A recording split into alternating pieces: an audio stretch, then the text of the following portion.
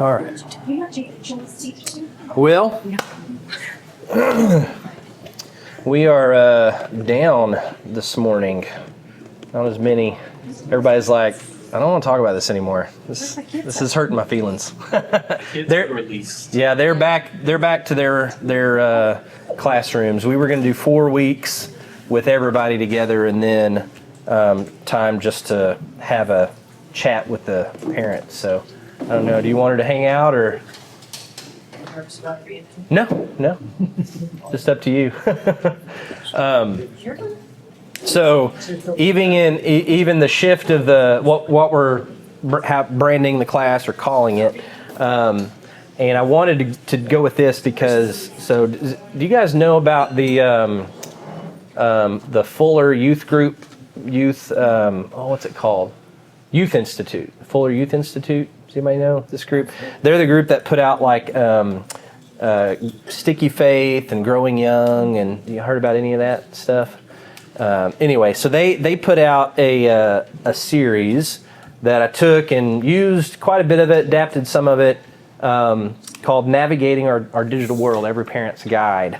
And it's geared more towards the reason why we kind of did the first part with all the kids in here and then send them away is to kind of have a conversation with parents to kind of check in, see where everybody's at, how you're feeling about things, and then provide some, I guess, just really suggestions. And so one of the big things or big keys is kind of remember that I think what I want to try to do at least is say there's no like the right choice when it comes to this kind of stuff. There's only the choice that you and your family can be committed to and live with.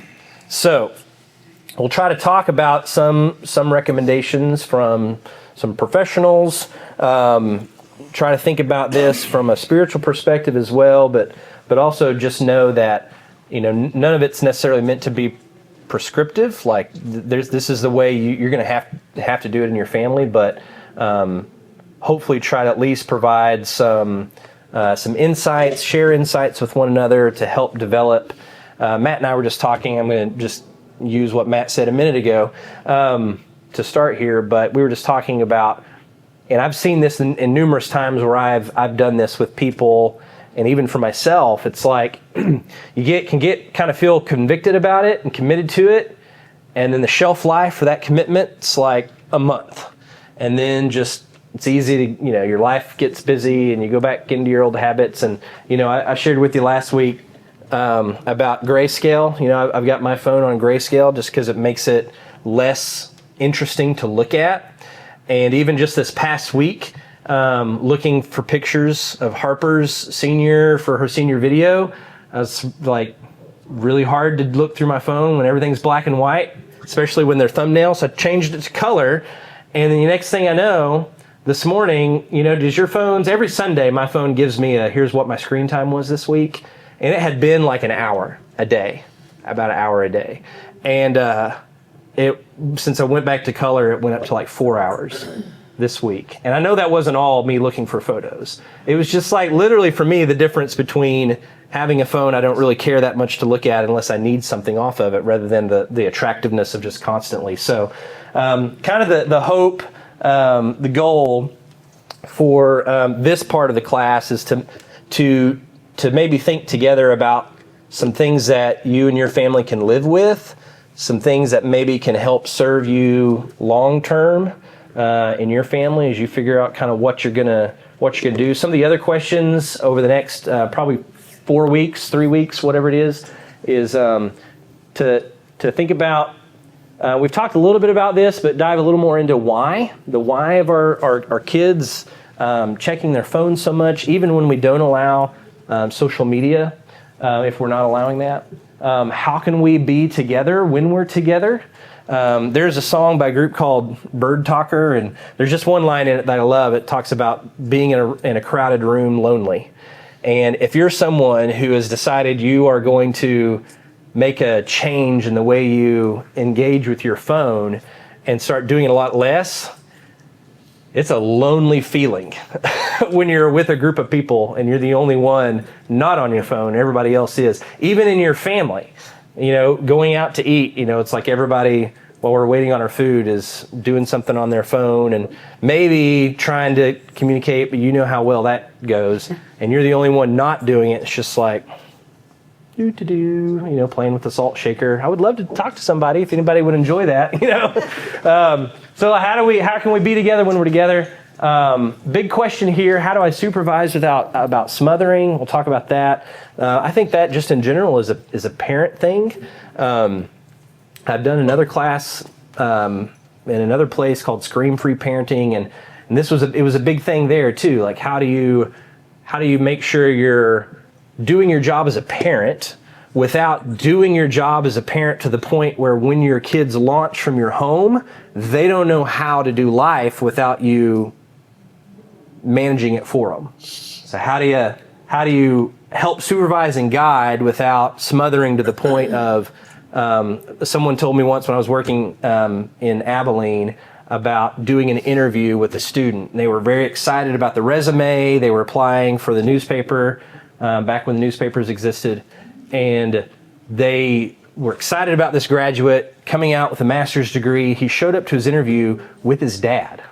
And his dad did most of the talking, answering questions for him, handling all that. And he said, I should have ended the interview immediately, but I was just like somewhat fascinated by what was happening, in front of me. So, all right, so how do we do that?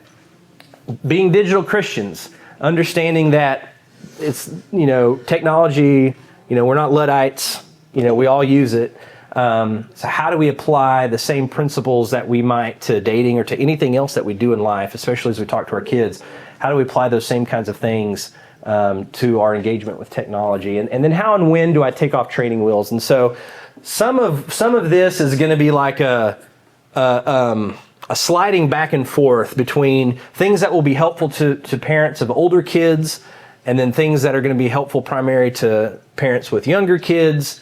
Some of it might be like, well, cat's already out of the bag on that one. What do we do? So there'll be a little bit of like back and forth in between. So hopefully just take from it what you can, give into it what you can, and we'll kind of go from there together. I wanted to begin with probably I'm just going to see if you can guess. What would you think would be a favorite passage, not just of mine, but of many people, on parenting? Favorite passage from the Bible dealing with parenting.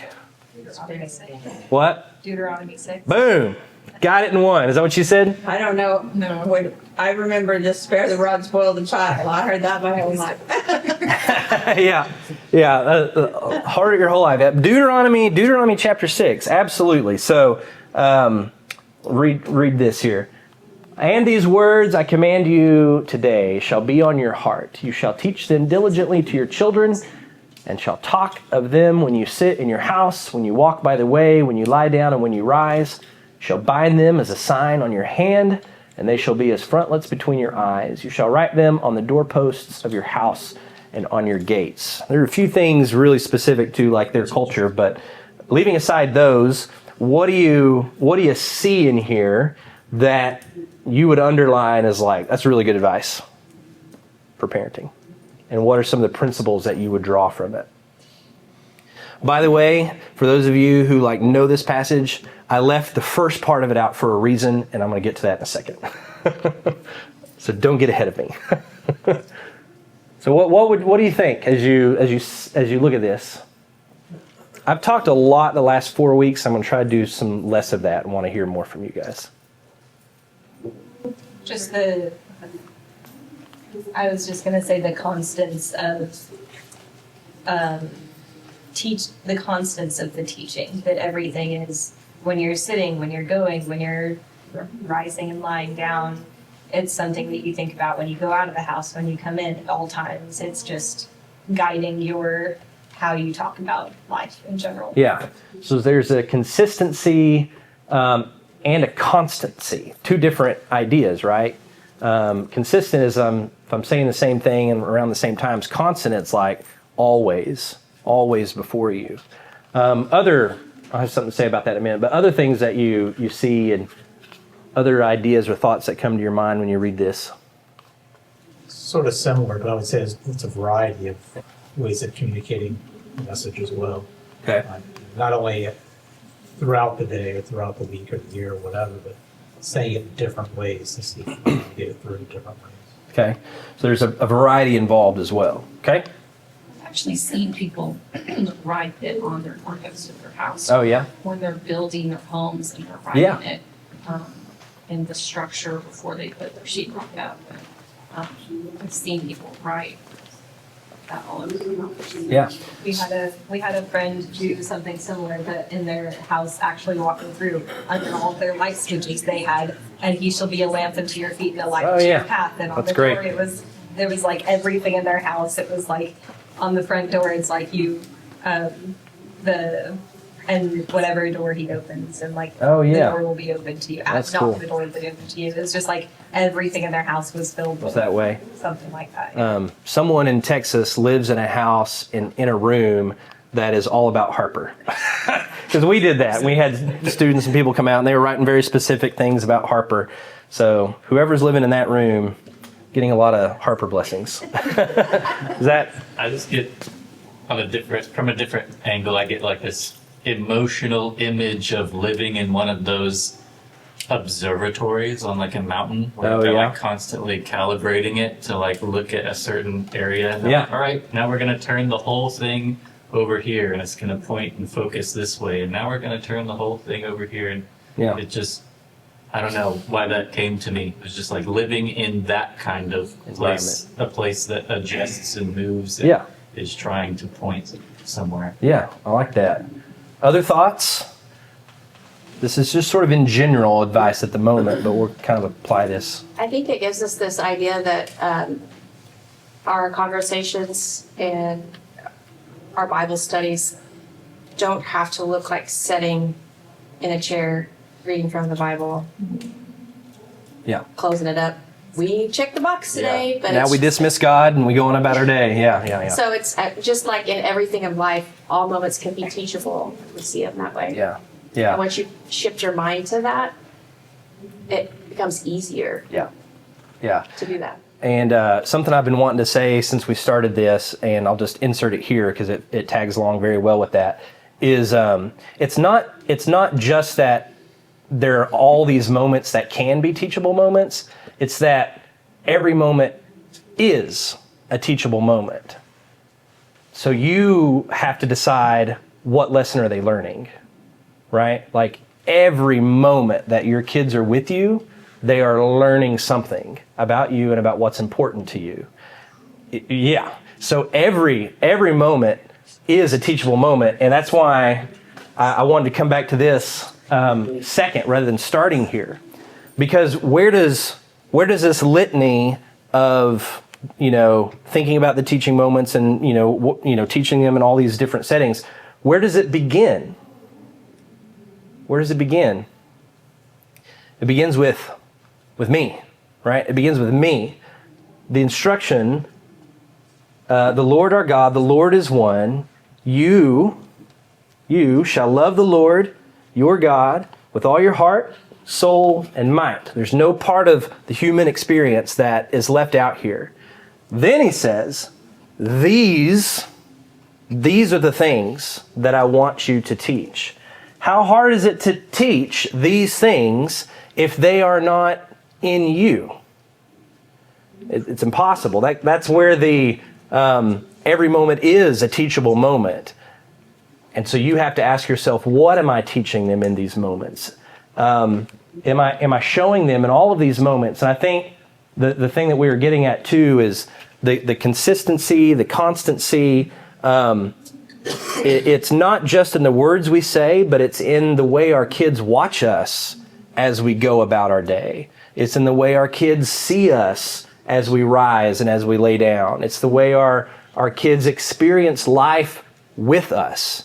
I'm a pretty big believer in faith is caught as much as it is taught. Sure. Right? We can teach all the right things our kids are supposed to believe, but if they don't see mom and dad They don't see their parents exhibiting those things in their life except for once a week or twice a week or however often you show up here.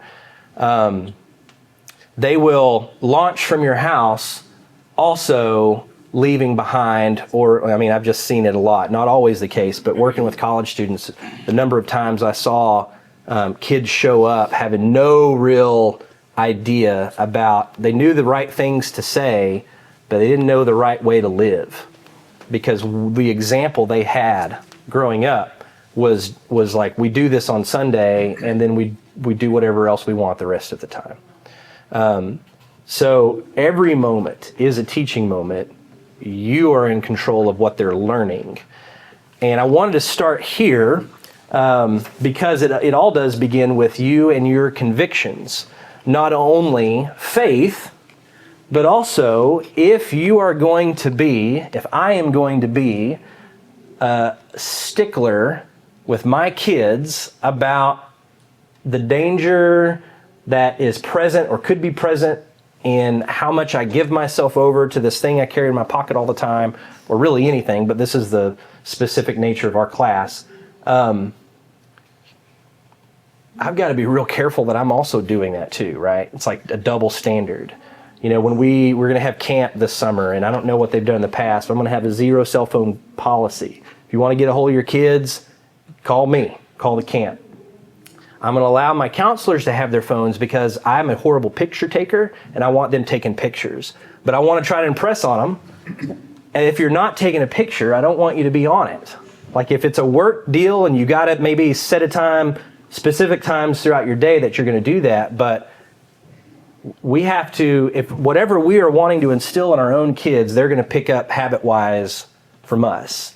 They're going to pick up habit-wise from some of their friends and stuff, and we're going to talk a little bit about that. But like, I'll just use Harper as an example. She's not in here. We've never let her have any kind of social media. She has the same approach to thinking about her phone as I do, because I've talked about it too much. I have a sticker on my mug that says, put your phone down.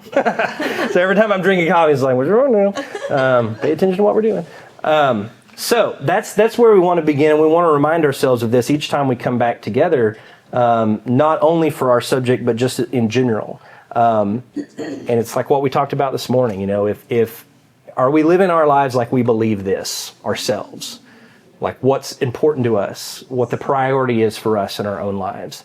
Because if we don't live our lives like we actually believe any of this, it's going to be a lot harder for them to as well. I've seen students in my life as a campus minister who have really battled through some really challenging circumstances and came through it very strong Christians. But there's a reason why those are like the miracle stories they make movies out of. It just doesn't happen very often. So as we move into transitioning to thinking about our topic for today, I want to start just with this question. We haven't really had a chance to talk about this too much. But what worries do you have as a parent when you think about your own kids and kind of the trends that you're seeing maybe in their lives and their friends' lives? What are the things that you would say are probably some of your biggest worries? Well, we were just talking about this a few minutes ago. I grew up with all the technology and social media and stuff, and I feel like I've even been able to adopt a mindset of how to navigate this stuff, with the sense that nothing out there really wants what's good for me. Yeah. But even then, you let Oswin, 4 years old, likes to watch Transformers transform on YouTube. So you put on a transforming show, and 10 minutes goes by, and it's been someone transforming Transformers, and then the back 70% of the video is really disturbing stop motion stuff. Yeah. With Transformers in it, but it's disturbing, like nightmare fuel kind of stuff. Yep. And he'll sit there and still watch it because they've had someone, they've realized that the psychology of children, as long as you have that they'll watch it even more because it has the disturbing stuff in it. And Yeah. he doesn't realize that he's being manipulated. And now I have to be there with him. I mean, he's 4, so that's kind of Yeah. what you expect. But still, just the level that people will go to benefit themselves at the cause of my 4-year-old's nightmares Yeah. is very real. Yeah. And they don't care, and they will do it. And Yep. We ran into that with Roblox stuff. You know, Liam watching. You said with what? Yeah. Roblox videos, same kind of thing. Start off like how to play the game, fun, innocent stuff, and then, I mean, it's like you just makes you go, what is wrong with people? What is wrong with people? Okay, what else? Other worries. As though that didn't terrify everybody enough. What are the worries that you have? With the teenagers, watching the Instagram, and even the how to put on makeup and all those things, and so it pushes the girls to think that they're supposed to look a certain way Yep. or dress a certain way, or why can't I, because all my friends are, that whole Oh, that yes. scenario. Oh, yes. So that's what I've noticed more with the teenage girls. As though we don't have enough of the self-image type issues. Yeah. Okay, what else? Online relationships that they encounter. I think a lot of it's very easy to fall into not understanding what's happening as a young teen. Mm-hmm. I played an online role-playing game that I didn't really talk to people. I just liked running around and doing the different jobs, and then you would talk to somebody, and I was exposed to like things. RuneScape. Yeah. Yeah. And it was like completely innocent on my part, and that I just encountered things that I shouldn't have encountered, and I didn't know that until you Yeah. were already in it. Yeah. So The online gaming thing, I mean, that's a big one too. The controls that really ought to be in place to allow your kids not to play or be able to interact with anybody that is not a friend, because there are people who get on those games just for the purpose of introducing kids. Angela, were you going to say something? Well, that's what I was going to say, is our children are just so naive and innocent that they take people for who they say they are. Yeah. And so they can end up, sextortion and all the different Oh, things yeah. where they've got them to do this. And so then they feel like they can't tell anybody. Right. Because then they'll tell what they did. There's a and lot of shame. a lot of shame. Yep. And so I just tell my kids all the time that no matter what you do, you can always come to me. And Mama's not scared of anybody. Yeah. If they tell you they're going to kill me, Yeah. yeah. Like these things happen. You read about all the horror stories online. And Yeah. if they threaten you, Yeah. if you have done something that you're so ashamed of, you still come to me. Yeah. And so just having those conversations about the evils that are out there, because they're so innocent, they're so naive. Well, I heard a friend of mine in Texas told me their kid had been playing like Fortnite or something like that, and then someone was on there and said, unless you send me some photos, I'm going to shut down your internet and invade your parents' whatever. And they had enough sense to like go and like, that's not possible. Like some random person on Fortnite doesn't have the ability to do that. But this kid had enough sense to go and like talk to my friend, their dad, and was like, what? And they're like, no. I mean that's when he was like, all right, we got to figure out how to make sure you can only talk to the people we're going to have you talk to.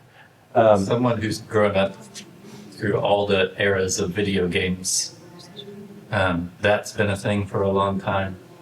But now video games themselves have switched to a model that really focuses on trying to get you to create your identity around the Yeah. game that you're playing. There are still games out there that are like, we just want to be a book, basically, Yeah. in the video game world. But there's Yeah. ones that are like, we want you to identify as someone who plays this game. We want you, and then we want to hook you in with all the gambling Yeah. aspects as well. So that a lot of that is out there now because that's what creates the most engagement and gets the most money. Yeah, which is it's what we've been talking about. That's the thing people care about the most. Here's one other thing I'll mention. Like, we don't want to give everybody nightmares, right? But also, we're trying to be real in here. But has anyone ever noticed if your kid does something wrong, they do something, they're not supposed to, break the rules, whatever, and as a punishment, you're like, all right, well, I'm going to take away your social media or your phone or whatever. Has anyone ever tracked a mood shift? The longer they go without the phone, the better their mood and behavior and attention to things gets, and then their punishment's over. What happens? Why? Why do we do it?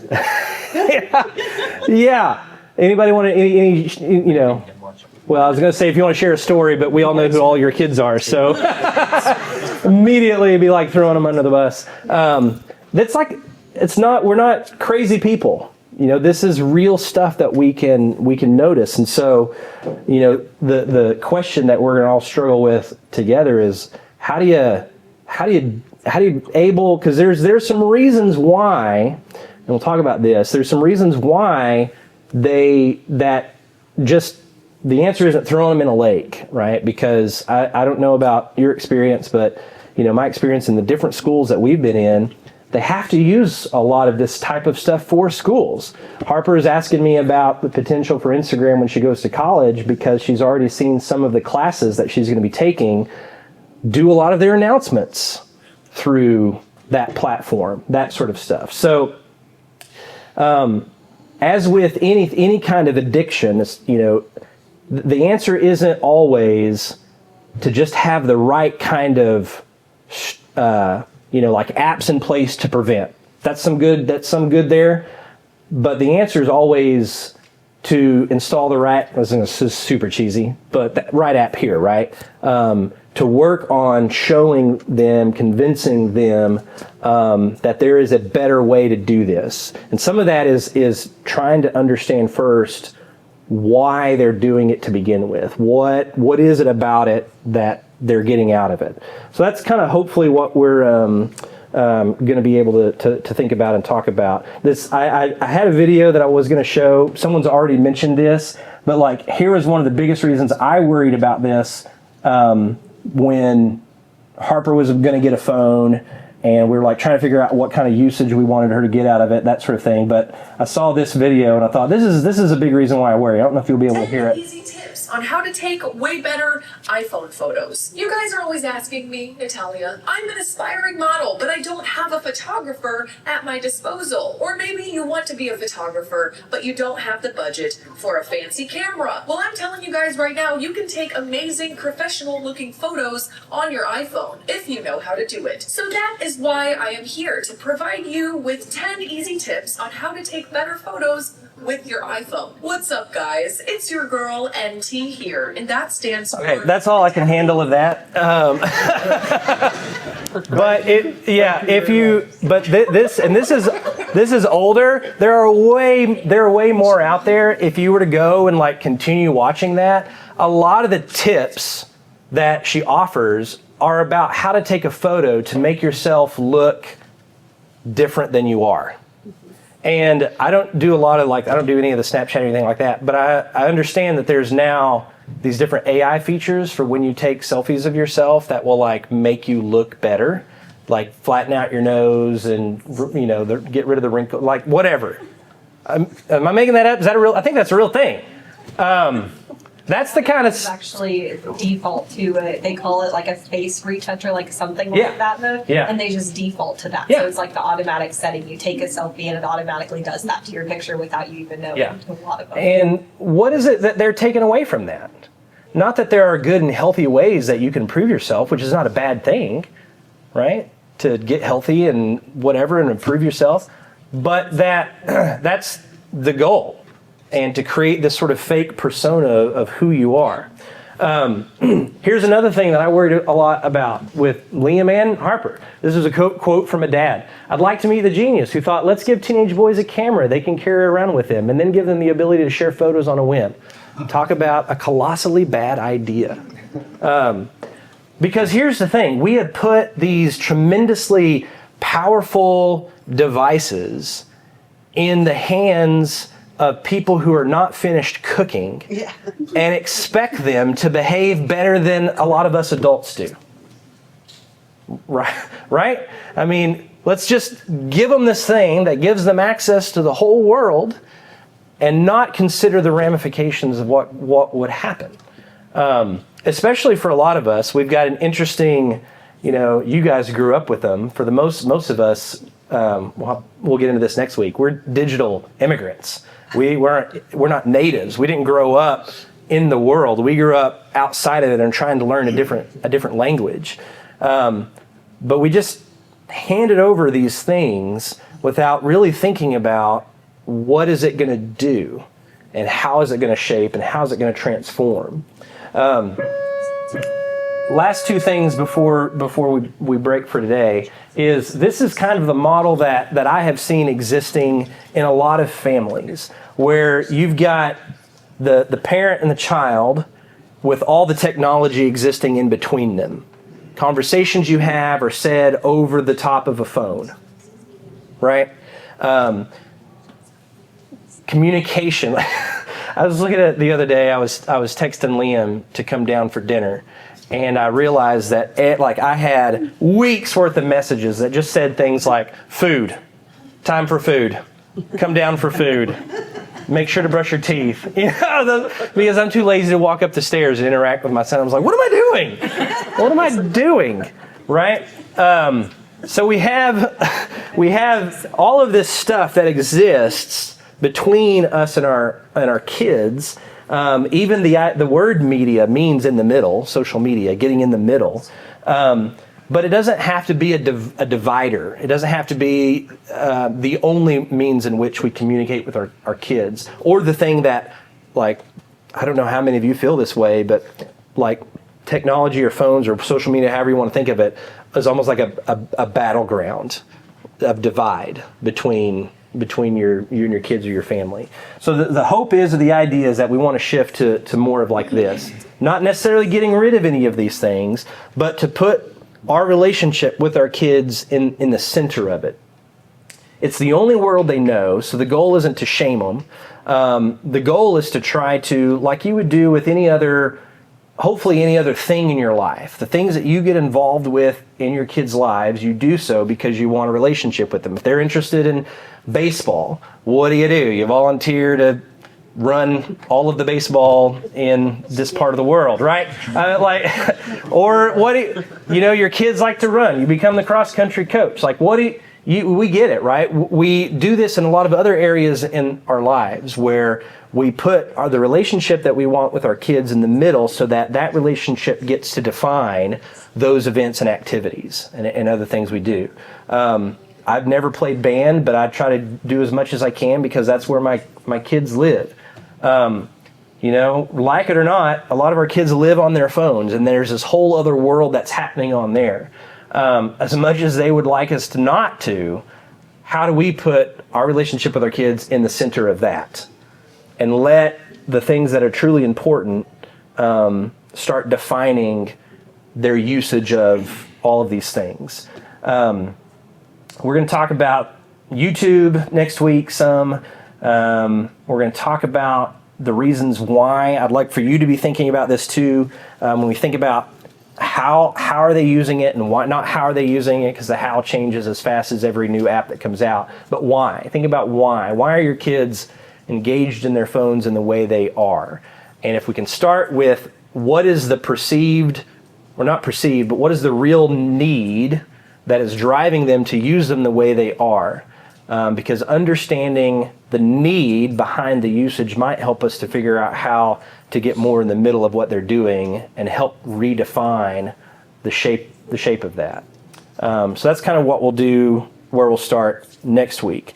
We'll talk about, as we go throughout here, creating some covenants within your families. I like the use of that language. It's just creating real expectations with your family of what we're going to do and how we're going to do it, and something that everybody can live with, because we want to be able to live with our kids. So that's kind of what we'll do. I don't know how long any of this is going to take. I've got like this much more that I was going to cover today, and you can see that I only covered this much. So I don't know. We'll just, as long as this is helpful, hopefully we'll be able to keep walking this. But the big thing too is just to know that as scary as it is, we're in it together as long as we're willing to like share kind of our own experiences and ideas and things that have worked well for our families, because that's the goal, right? Creating strong families and strong relationships. Any final comments, thoughts, questions? Anything you really hope we talk about over the course of the next several weeks? Yeah, one thing. Yeah. If you feel like you're on that slide that's previous, just know that you can break out of that, but it's not going to be easy, and there's going to be pushback. Yeah. And the things Speaking that you from put personal experience? in- yes, and the things that you put in place of it, it's not going to go smooth at first. Yeah. Yeah. It's just not. Yeah. But God can redeem it. Yeah. That is a great point to end on, because all things that require growth also come with pain, and it's going to be challenging. But I think, like a lot of you have said, when you do have like the rules or grounding or whatever, and you just see how much better life gets, like the ways of saying, why is it so much better right now? Let's think about why it's so much better right now. All right. Thank you guys. Appreciate y'all. Hopefully come back next week. Go for those.